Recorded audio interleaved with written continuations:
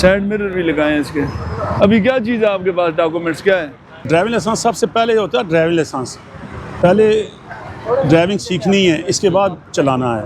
Motor जो है ना, मोटरसाइकिल लेफ़्ट साइड पर आपने चलाना है। आप दरमियानी लाइन में आ रहे थे, लाइन वायलेशन इसे कहते हैं, और अपनी जान और दूसरों की जान ख़तरे में डालना है। खुद बच जाओगे, शायद आपकी वजह से दूसरा गाड़ी वाला को एक्सीडेंट होने का एहतमाम होता है। और ये साइड मिरर भी अपना लगा ले।